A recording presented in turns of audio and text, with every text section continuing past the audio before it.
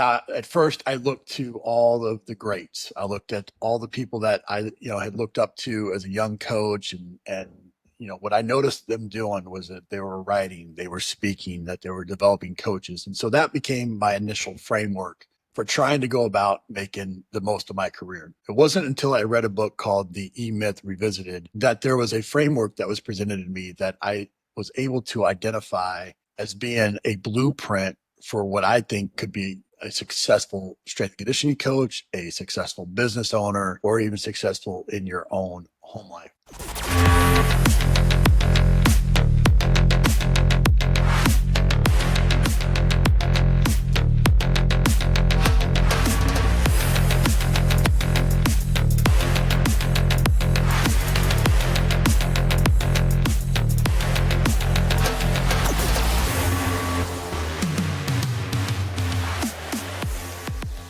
We are so very fortunate to have three great partners for the podcast: Rock Daisy, Output, and Play. Rock Daisy, I started using when I was at the University of Washington as an athlete management system. They have been fantastic. Most of these companies, they put their software fees into kind of monthly fees and they don't reinvest. And Rock Daisy didn't just make sense financially, but their customer service was elite.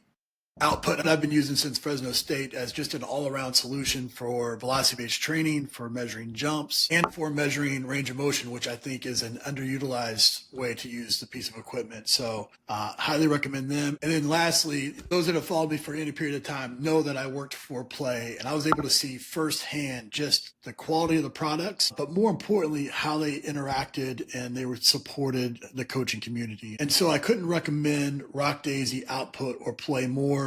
For more information, go to their websites. I'll have them linked down below. But thanks so much to them for bringing these episodes to you for free. Hey guys, welcome to the CEO Strength Coach Podcast. I'm your host, Ron McKeefery, and this is episode 0. Now, in this episode, I just quickly wanted to introduce myself, let you know what the CEO Strength Coach framework is, what the goals are of this podcast. Now, if you don't know me, I've been a strength and conditioning coach for over 26 years. And from the moment I got in this profession, I had been obsessed with being the best, to have success as a strength and conditioning coach.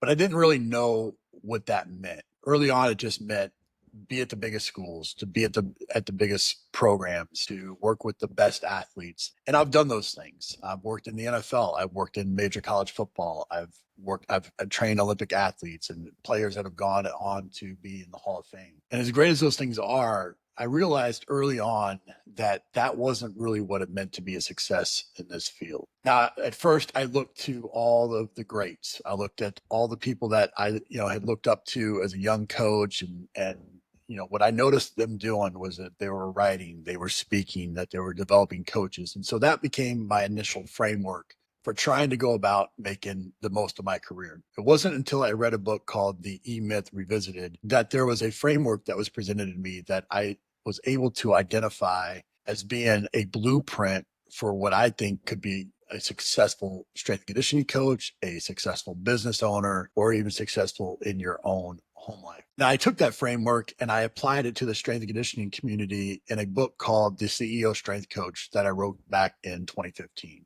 That book went on to be a #1 international bestseller in multiple countries, and still something that almost over a decade later is still as relevant now as it was when I wrote it. The CEO Strength Coach framework is essentially, to be great, you need to be 3 things. You need to be a great technician.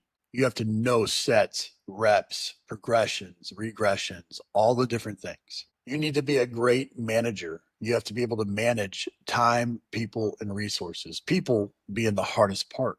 Now, we didn't all go to school to have classes on organizational leadership and group dynamics. So those are things that we need to work at to be great at our job. Lastly, you need to be a great entrepreneur. Now, that doesn't mean just to create additional streams of revenue, although I think that is super important if you're going to be in a volatile profession like coaching.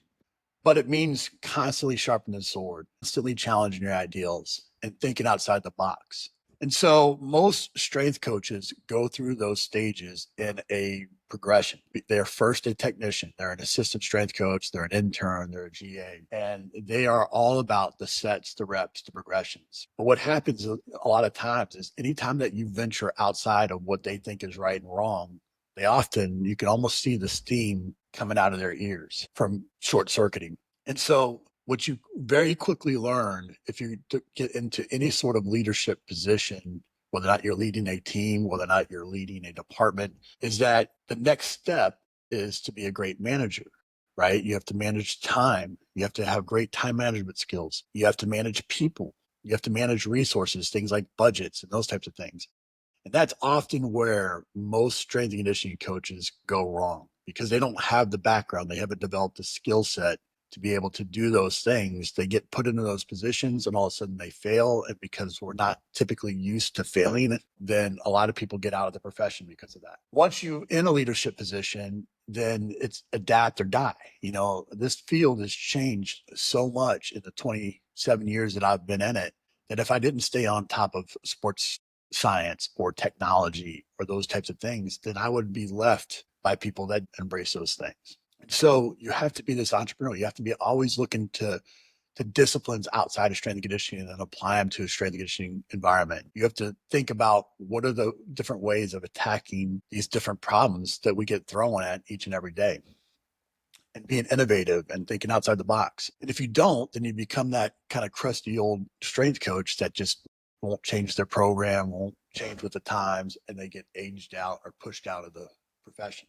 Now, again, most people go through these in stages. And the reality is that as a coach, you need to be working on all three of these things simultaneously. If you're developing those skills, then when you get put into those positions, then you have success because you're prepared.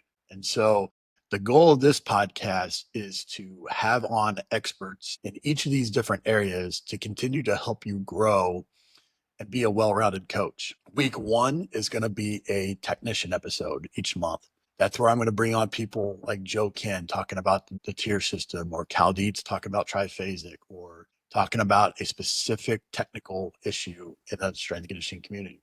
Week 2 is going to be a manager episode. This is where we're going to bring on people to talk about budgeting and hiring and evaluating staff and developing staff and all the different things that go on when you become a leader in the profession. Week 3 is going to be an entrepreneurial episode.